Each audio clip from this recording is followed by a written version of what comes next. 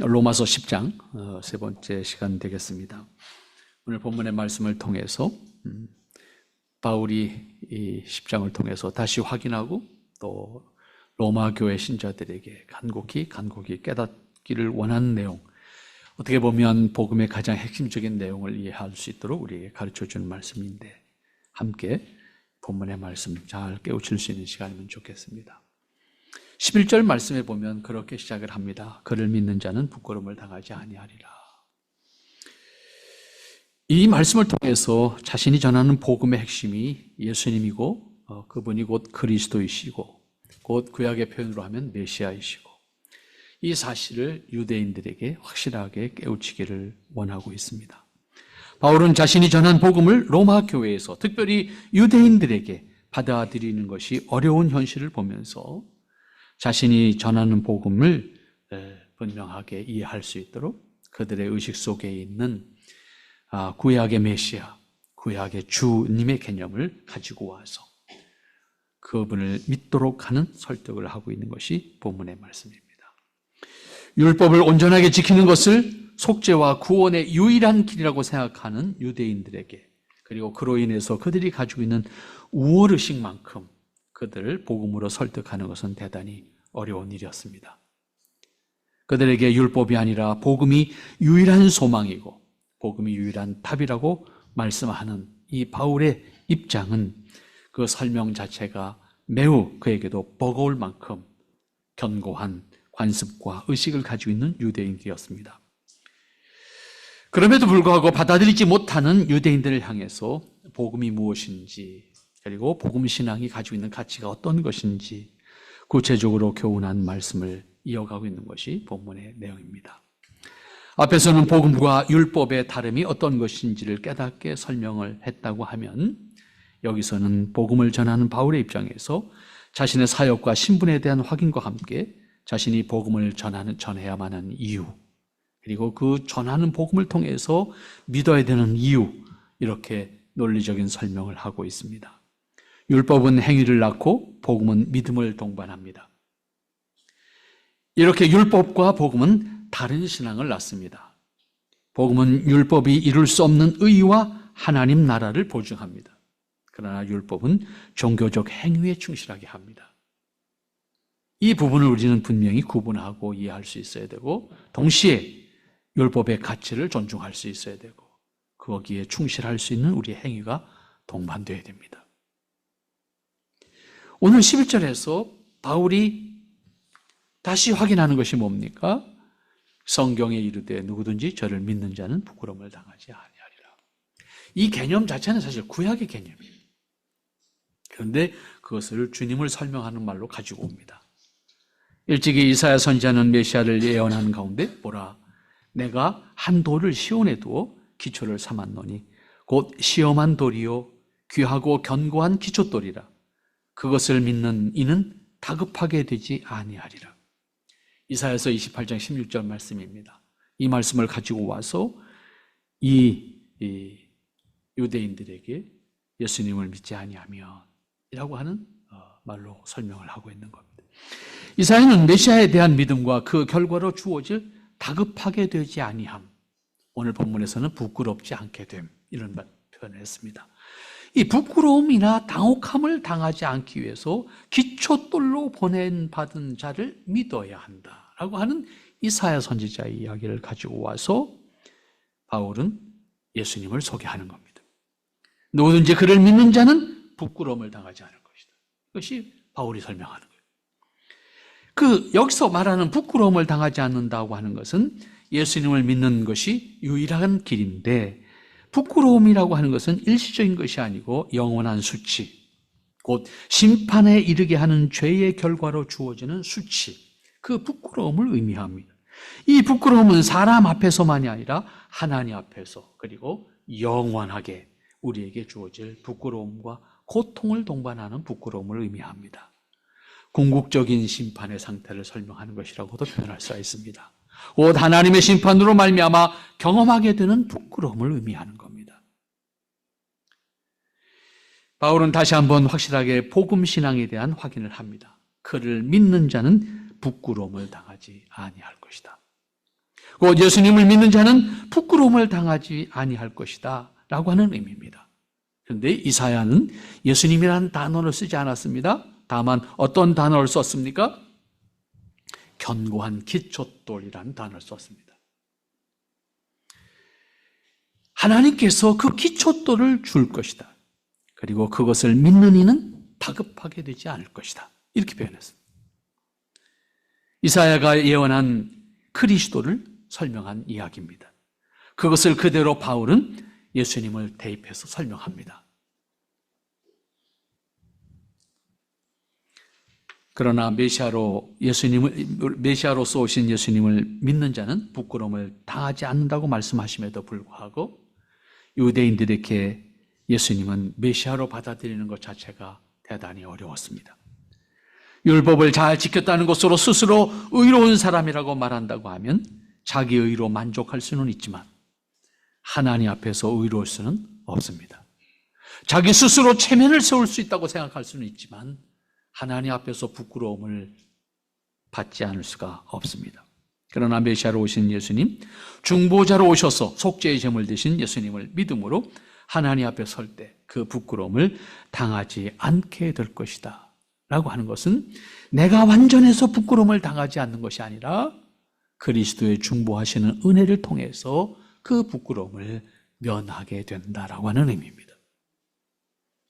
여기서 생각하게 되는 것은 결국 예수님을 메시아로 중보자로 믿지 않는 사람은 최종적으로 하나님 앞에서 설 때에 부끄러움을 당하게 될 것이다. 이렇게 우리가 이해하면 될 것입니다. 하나님의 은혜 안에 있는 사람들은 하나님 앞에서 여유롭고 의연하고 하나님을 기뻐하는 모습으로 함께할 수 있지만 예수님을 메시아로, 예수님을 그리스도로, 예수님을 메시아로 믿지 않고 구세주이신 것을 부정하는 사람들은 슬피 울며 이를 갈미 있으리라. 누가복음 13장에서 말씀하신 말씀대로 부끄러움은 물론이고 슬픔과 고통을 당하는 상태에 떨어질 것을 말씀하고 있습니다. 여기서 바울은 사람이 궁극적으로 경험하게 될 부끄러움을 말하고 있는 것을 반드시 기억해야 합니다. 앞에서 말씀드린 것처럼 이것은 최종적으로 하나님 앞에 설 때 경험하게 되는 부끄러움입니다. 그리고 그 부끄러움은 결코 씻거나 취소되거나 그리고 없어지는 문제가 아니라고 하는 것이고 사람의 행위로는 감출 수 없는 죄와 허물이 하나님 앞에서는 모두 드러날 것이기 때문에 우리는 모두 하나님 앞에서 설 때 부끄러움을 당할 수밖에 없습니다. 그러나 그리스도 안에서 우리를 의롭게 여기시는 하나님의 사랑과 긍휼을 통해서 우리는 그 부끄러움을 면하게 된다는 사실입니다. 곧 예수님의 재림과 함께 하나님께서 공의로 세상을 심판하실 때 믿음의 의 안에 있지 않는 사람은 자신의 의로 하나님 앞에 설 수밖에 없을 것이고 자신의 의로 하나님 앞에 서고자 했을 때 그들의 부끄러움은 취소될 수 없는 부끄러움입니다. 누구도 하나님 앞에 스스로 의롭다고 인정받을 수 있는 의인은 없기 때문입니다. 그럼에도 불구하고 우리가 하나님 앞에 설 수 있는 것은 그리스도 안에 있는 자이기 때문입니다. 그리스도를 믿는 자이기 때문이라고 바울은 분명히 말씀하고 있습니다. 그리고 다시 반복합니다. 12절 말씀, 13절 말씀에 보면 다시 반복되는 표현이 있죠. 유대인이나 헬라인이나 차별이 없습니다. 한 주께서 모든 사람의 주가 되사 저를 부르는 모든 사람에게 부요하시도다. 누구든지 주의 이름을 부르는 자는 구원을 얻으리라. 여기서 11절과 그다음에 11절 말씀에서 그를 믿는 자라고 표현했던 것을 우리가 기억해 봅니다. 그런데 12절과 13절에서는 그를 믿는 자라고 표현하지 않고 그를 부르는 자라고 표현하고 있습니다. 그를 부르는 자 또는 그 이름을 부르는 자 이렇게 표현했습니다. 그러면 여기서 부른다는 의미가 뭘까? 단순히 예수님을 부르는 것을 의미하는 것일까? 여기서 그 이름을 부르는 자라고 하는 것은 예수님을 주님으로 그리고 예수님을 그리스도로 예수님을 구세주로 고백하는 것을 의미합니다. 다시 말하면 이것은 예수님을 그리스도로 믿는다고 공적으로 확인하는 고백을 의미한다는 의미입니다. 단순히 필요에 의해서 아쉬울 때 예수님을 부리는 것을 의미하지 않습니다.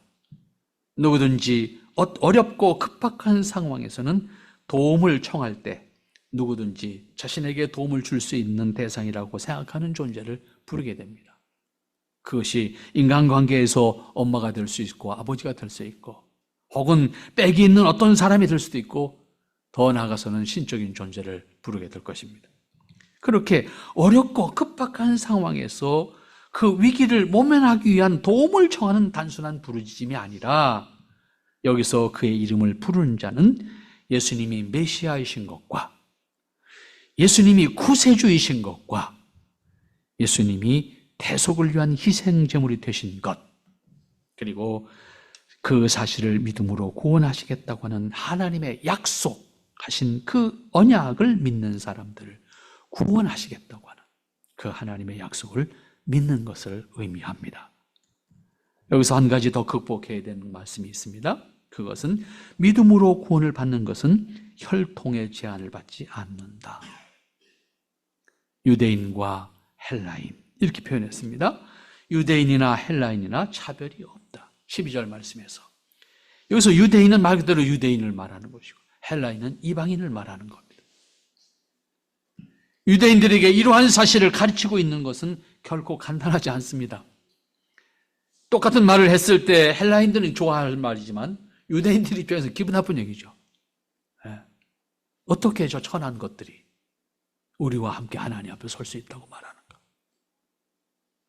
혈통이나 스스로 의로움에 의해서가 아니라 하나님의 은혜로 설 수 있기 때문에 가능한 것입니다. 유대인들의 자존심의 깊은 상처와 함께 그들이 가지고 있는 선민의식에 정면으로 도전하는 것이고 나아가서 선민의식과 함께 율법을 준행하는 것을 통해서 유대인이 갖고 있는 우월의식도 부정되어지는 결과를 가져오게 되는 겁니다. 유대인으로서는 받아들이기 힘든, 정말로 받아들이기 힘든 이야기입니다. 그렇지만 바울은 그 사실을 가르치는 것이 자신의 본분이라고 생각하고 있고 그것은 자신이 유대인들로부터 맞아 죽는 일이 있어도 자신에게 주어진 사명이라고 생각하고 있습니다. 그것을 사명이라고 받아들이고 있기 때문에 이 말을 할 수가 있고 그 사실을 말하는 것은 11장에 가서 보면 바울 자신이 이방인에게 복음을 전하는 것이 곧 이방인에게 복음을 전하는 사도로 부름받은 것은 자신이 사명이다라고 하는 것을 밝히고 있다고. 자신이 그 말을 했을 때 유대인들이 어떻게 나올 것인지를 자기 스스로가 먼저 잘 아는 사람이기 때문에 그는 분명히 내가 그럼에도 불구하고 유대인과 이방인에게 이 말을 전하는 것은 유일한 복음이고 유일한 생명의 길이기 때문에 그리고 그것을 내게 전하라고 사명을 주셨기 때문에 나는 이것을 전할 수밖에 없다. 12절 말씀 보면 그렇게 표현하지요. 한 분이신 주께서 모든 사람의 주가 되셨다. 이것은 구세주의 유일성을 강조하는 말씀으로 해석하면 우리가 더 크게 다가오는 말씀으로 이해가 될 수 있을 겁니다. 인간의 속죄와 구원은 유일한 구세주라는 말씀입니다. 예수님 외에 구세주이신 예수님 외에 다른 구원의 길이 없다라고 하는 누구를 구원하던 그리스도를 통해서라고 하는 그리스도 중심의 본문 해석입니다. 예수님의 어떤 구세주도 존재하지 않습니다. 어떠한 방법도 존재하지 않습니다. 왜냐하면 속죄의 은혜를 받아야 하기 때문입니다. 여기서 강조되는 구세주의 유일성은 영원합니다. 영원하기 때문에 우리는 영원히 하나님 앞에 함께 할 수 있는 것이고 영원히 우리가 하나님 앞에 함께 할 수 있는 것은 그분이 우리의 유일한 구세주로서 영원하시기 때문입니다. 이 땅에 예수님 외에 어떤 이름도 속죄와 구원의 길을 열어줄 수 있는 이름이 존재하지 않고 방법이 존재하지 않습니다. 그것은 하나님께서 영원히 갖고 계신 뜻이며 예수님 또한 유일한 분이시기 때문입니다. 그런 의미에서 13절 말씀 또한 예수님 중심으로 이해하면 구세주로서 예수님의 유일성을 강조하는 말씀으로 이해할 수 있게 됩니다. 물론 믿음을 통한 속죄와 구원을 교훈한 말씀인 것이 분명합니다. 동시에 깨닫게 되는 것이 이 땅에서 구원을 위한 다른 이름이나 방법이 존재하지 않는다는 의미가 된다는 것도 분명히 기억을 해야 될 것입니다. 율법을 통해서 의에 이를 수 있다고 생각하는 유대인들에게 있어서는 믿음으로 속죄와 구원에 이를 수 있다고 하는 말을 자신들의 신앙적인 품위에 비길 수 없는 하찮은 것이라고 생각하기가 쉽습니다. 그러한 의식을 가지고 있는 사람들에게 속죄와 구원의 유일한 주님으로 예수님을 말하고 그 예수님을 구세주로 믿어야 할 것을 말할 때 그들은 대단히 혼란스럽고 그들의 자존심은 용납되지 않는 겁니다. 받아들일 수 없는 겁니다. 적어도 품이 있는 자신들의 모습과 그리고 그것을 넘어서는 품격을 갖추는 것이 우선이라고 생각하게 됩니다. 그러나 이방인들에게는 대단히 감격스러운 좋은 소식이 될 것입니다. 지금까지 유대인들에게 듣지 못하다가 바울을 통해서 이 복음을 들었을 때 이방인들은 감격하게 되겠죠. 그래서 이방인들이 초대 기독교에 왕창 교회 안으로 들어오게 되어서 교회 중심적인 인물을 만들게 되는 겁니다. 이 과정 속에서 다시 유대인과 이방인들이 충돌하는 거예요. 그래서 처음부터 예루살렘 교회 안에도 이미 같은 유대인끼리 사실 충돌한 거거든요. 이방 지역에 살다가 온 유대인, 본토에 살던 유대인이 충돌한 거예요. 이 예루살렘 교회가 충돌할 때 모습이. 그래서 예루살렘에 똑같이 그 어려운 사람들에게, 과부들에게 구제하는 것을 나누는 과정 속에서 헬라파 사람들을 배제하는 거예요. 이때 헬라파 사람이라는 것이 이방인이 아니라고요. 유대인인데 이방 지역에 살던 유대인들이라고요.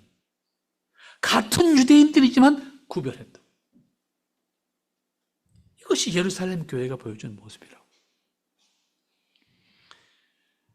하물며 유대인도 아닌 이방인들이라면 어떻게 되겠습니까? 유대인들에게 있어서 이 말씀은 대단히 받아들이기 힘든 거였죠. 언젠가도 말씀드렸습니다만 우리나라 초기에 복음이 들어와서 양반과 천민이 같은 공간에 앉는 걸 거부했다고. 어떻게 천한 것더라고. 양반인 우리가 같이 예배를 할 수 있느냐. 그래서 양반교회가 생기잖아요. 남자교회가 생기고 여자교회가 생기고. 처음엔 실제적으로 남자, 여자 따로 모였고요. 아예 가운데 휘장치는 건 한참 후의 얘기예요. 따로따로 했다고. 그만큼 우리도 그런 어떤 신분사회가 있었고 신분사회의 관습이 젖은 상태에서는 받아들이기 힘든 거였어요. 반대로 그러한 과정을 먼저 교회가 겪음으로써 우리의 사회에 이러한 신분제도를 극복할 수 있는 그런 어떤 역할을 교회가 먼저 했다고 볼 수 있겠죠. 반대로 생각하면 그런 측면에서는 나름 먼저 아픔을 경험했지만 먼저 우리 사회를 변화시키는 역할을 이끌었다고도 표현할 수가 있을 것입니다.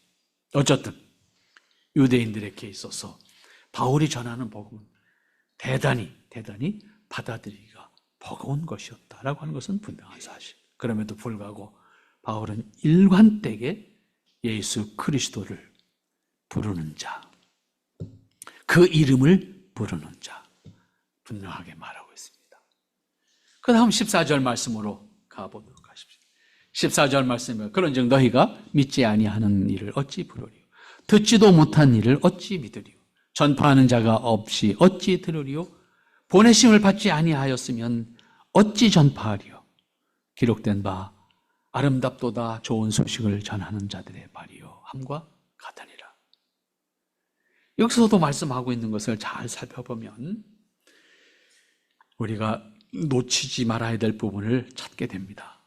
곧 우리가 주의 깊게 있지 아니하면 우리가 아주 중요한 것을 놓치고 지나갈 수가 있다는 말인데, 그들이 믿지 아니하는 것을 어찌 부르리요? 듣지도 못한 일을 어찌 믿으리요? 전파하는 자가 없이 어찌 들으리요? 여기까지만 보더라도 믿음의 주체가 분명히 사람인 것 같처럼 보입니다. 그런데 그 사람이 믿을 수 있기까지 복음을 전하는 사람이 있어야 하고, 복음을 전하는 사람 역시도 단지 자신의 지식이나 의지로 할 수 있는 것이 아닌 것을 알 수 있습니다. 바울 자신이 그랬던 것처럼 처음에는 예수님을 부정했고 오히려 예수님을 믿는 사람들을 박해하는 일에 앞장섰던 사람인데 변하여 예수님을 전할 수밖에 없는 신분을 가진 사람이 됐잖아요. 그리고 그는 말합니다. 그를 믿지 아니하는 이를 어찌 부르리요? 믿음 없이는 주님을 부를 수 없다는 말 아닙니까? 그 다음 이어지는 말 뭡니까? 듣지도 못한 일을 어찌 믿으리요? 복음은 외적인 요인에 의해서 전달되어지는 것이고 그것을 믿을 수 있게 되어졌을 때 우리가 주님의 이름을 부르게 된다라고 하는 거죠. 그러나 율법은 자신이 실천해야 하는 종교적 책임이 자신에게 있음을 기억해야 합니다. 그 다음에 전파하는 자가 없이 어찌 들으리요? 복음은 단순히 내가 도를 깨우쳐가는 게 아니에요. 도라고 하는 개념은 그 자체가 복음이에요. 그 복음은 하나님이 만드시고 완성하신 거예요. 내가 깨우쳐가는 게 아니라고요. 구원의 길은 하나님이 예비하신 것입니다. 그 사실을 우리가 믿음으로 받아들이면 되는 거예요. 그런 의미에서 기독교는 도 닦는 종교가 아니다 그 말이에요. 깨달아가는 종교가 아니다 그 말이에요. 이미 완성된 복음을 전하는 사람을 통해서 그 복음을 전달받고 그 복음을 믿음으로 그 복음에 담겨져 있는 생명의 진리를 깨닫는 거예요. 이렇게 보면 복음은 처음부터 그것이 적용되어서 구원의 은혜에 동참하기까지 외적인 작용에 의해서 곧 하나님에 의해서 주어진 것이고 속죄와 구원이 하나님에 의해서 완성되어지는 원리라고 하는 것을 알 수가 있습니다. 율법은 사람이 스스로 완성해 가야 하는 거예요. 그런데 결국은 완성하지 못하는 것이고요. 그런 의미에서 율법을 이루는 행위가 자신에게 있어야 하고 그것을 철저하게 매 순간 확인하고 살아야 하는 것이 율법을 이루어가는 삶이라고 하면 율법을 통한 의의는 외적인 요소가 없습니다. 내가 해야 되는 거예요. 내가 이룬 것만큼 만족할 수는 있어요. 그러나 완성은 없습니다. 스스로 의의를 완성할 수 있는 사람이 없기 때문입니다. 전적으로 자신의 문제고 자신이 감당해서 이루어야만 하는 것이 의의를 이루고자 하는 율법의 행위입니다. 그래서 평생 종교적 과제를 안고 사는 겁니다. 어떻게 하면 죄가 안 될까? 어떻게 하면 의의를 이룰까가 아니라 어떻게 하면 죄가 안 될까가 우리에게는 더 걱정인 거예요. 그런 의미에서 율법은 자신이 성취해가는 것일 뿐입니다. 그리고 율법은 누구도 완성할 수 없다는 사실도 율법을 살아가려고 노력하면 할수록 분명해집니다. 그렇기 때문에 율법을 통한 의의는 완성하는 기쁨은 허락되지 않습니다. 그 의의는 허락받을 수가 없습니다. 왜냐하면 사람이 율법을 통해서 자신의 의의를 완성할 수 있는 사람이 없기 때문입니다. 이어지는 말씀입니다. 보내심을 받지 아니했으면 어찌 전파하리요. 바울의 자기 변증이기도 하고 동시에 자신이 전하는 복음의 권위를 말하는 거예요. 이거 단순히 내가 깨달은 거 너한테 얘기하는 게 아니야. 나는 보내심을 받았고 보내심을 받은 사명은 복음을 전하는 거야. 그 복음은 그리스도야. 이 얘기예요. 여기서 바울은 자신이 복음의 사도가 된 것도 하나님의 보내심에 의한 것이다. 사도적 권위를 하나님의 보내심에 의한 것이다. 그리고 복음은 하나님이 나에게 전하게 하는 거예요. 여기까지 이어서 보면 복음을 준비하신 것도 하나님이시고 그 복음을 전하게 하신 것도 하나님이시고 그 복음을 믿게 하신 것도 하나님이라는 사실을 일관되게 알 수가 있는 거예요. 이 원리를 일관되게 설명하는 것이 바울입니다. 결국 최종적으로 로마 교회 신자들에게 복음을 전하는 것은 바울이었습니다. 그런데 그들에게 복음을 전하도록 한 것은 하나님께서 그들을 유대인들에게 보내셨기 때문에 가능했다는 말씀입니다. 바울이 전도자가 된 것이 하나님의 강권하시는 부르심에 의해서 되어진 것은 우리가 이미 알고 있지 않습니까? 그 과정에서 복음의 비밀을 깨닫게 된 바울은 복음을 전하는 자로서 자신의 신분을 확인한 다음에 이방 지역의 복음을 전하는 사도로서 자신의 일생을 살아가는 삶을 살지 않았습니까? 그 결과 자타가 인정하는 이방의 복음을 전하는 사도로 인정을 받게 되었습니다. 그리고 그가 초기 전도 사역을 했던 그 길들은 기독교가 전 세계에 복음을 전하는 통로가 되었고 출발점이 되었습니다. 그가 걸었던 길은 결코 간단한 길이 아니었고 가까운 길도 아니었고 요즘처럼 교통사정이 좋았던 시대도 결코 아니었습니다. 제가 96년도에 터키에 그 바울의 여정을 따라서 터키 안에서 3,000km를 제가 차를 탔습니다. 3,000km. 그때 그 차를 타고 3,000km를 가면서 바울이 갔던 그 길을 따라가는 과정 속에서 느꼈던 것이, 우리 차 타고 가고 있는데 지금 차 타고 가고 있는데 그걸 걸어 다녔을 거 아니에요. 그 산맥 눈 쌓인 산맥을 넘어서 가서 보면서 느끼는 게 그거였어요. 그 시대에 한 번도 아니고 이거를 몇 번을 그 험한 길을 걸어서 다 그걸 생각해 보면 마지막 그 에베소에서 떠날 때 느꼈던 감정이 그렇습니다. 이게 뭘까? 그 사람이 무슨 힘으로 이렇게 이 험한 길들 다 걸었었을까라고 하는 생각을 하염없이 했던 생각이 납니다. 참 험한 길이에요. 척박한 길이고. 그런데 그 길을 그렇게 갈 수 있었던 것은 다름 아니라 그것이 자신을 보내신 하나님의 뜻이었고, 자신이 복음을 전하는 것은 분명히 하나님의 주신 사명이었기 때문에 스스로 말합니다. 12절, 15절 마지막 부분에 가서 뭐라고 표현합니까? 아름답도다 좋은 소식을 전하는 자들의 발이요함과 같으니라. 단순히 자기의 발걸음을 칭찬하는 것, 자랑하는 것 아닙니다. 그 발걸음 역시 하나님이 보내신 발걸음이기 때문에 아름답다는 거예요. 단순히 내가 하는 것이기 때문에 아름다운 것이 아니라 하나님이 사람을 향해서, 하나님이 택하신 자들을 향해서 그 발걸음을 가게 하셨기 때문에 그 발걸음이 아름답다는 겁니다. 바울은 그러한 자신의 역할에 대해서 자신이 사도로서 그 사명을 감당한 것은 하나님께서 자신을 보내셔서 복음을 전한 자로 쓰셨기 때문이라고 그렇게 고백하는 겁니다. 그러므로 복음을 예비하신 하나님, 그것을 전하게 하신 하나님, 그리고 그 복음을 믿도록 역사하시는 성령님, 그 은혜가 우리에게 있어서 오늘 우리가 예수님을 주님으로, 예수님을 그리스도로, 예수님을 구세주로 믿고 하나님께서 부르신 자들로 응답하는 모습으로 하나님 앞에 함께 할 수가 있다는 기쁨을 우리는 서로 확인할 수가 있어야 될 것이고, 그 은혜 안에서 하나님의 구원을 노래할 수 있는 우리의 모습이 되어야 될 줄로 믿습니다. 좋은 소식을 전하는 자의 발이요 참으로 아름답다 라고 표현했던 그 표현 속에 담겨진 바울의 자기 스스로에 대한 확인과 그리고 자신이 전하는 복음에 대한 확인, 이 모든 것을 포함한 이러한 표현이라고 볼 수 있겠습니다. 오늘 우리에게 전달되어지는 복음도 다르지 않습니다.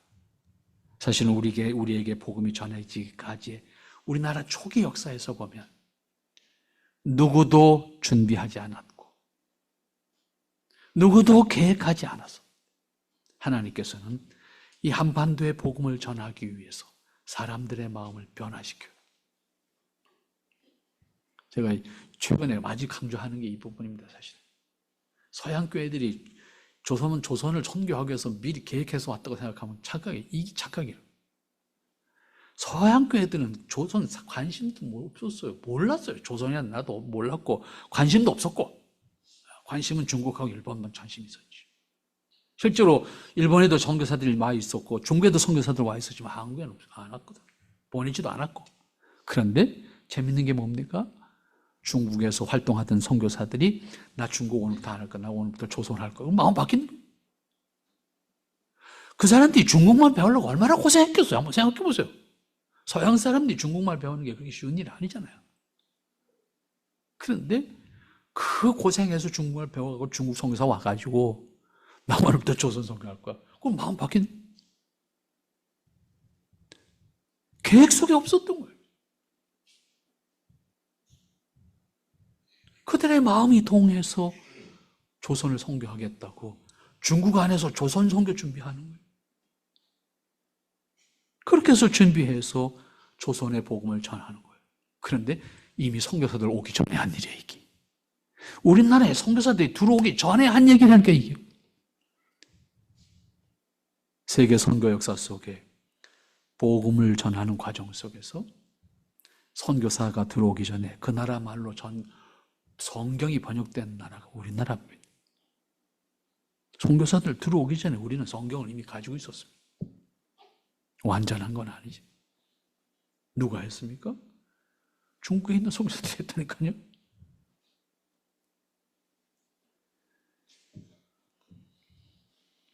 하나님이 특별히 사랑하는 나라, 하나님이 특별히 우리를 통해서 하시고자 하는 일이 있음을 확인하게 되는 과정들입니다. 사람의 계획으로 된 것이 아니고 하나님의 보내심을 받은 이들이 이 한반도의 복음을 전하기 위해서 먼저 예비했고 나중에 선교사에 들어왔을 때 그 선교사들을 통해서 꽃을 피운다고요. 하나님의 섭리와 역사라고 하는 것이 특별히 한국교회 초기 역사 속에서 확인할 수 있는 일입니다. 오늘 바울이 이야기하는 이 말씀이 결코 바울이 스스로 지어낸 얘기가 아니라 자신이 경험하는 과정 속에서 확인하는 것을 정리해 준 말씀이라고 볼 수가 있습니다.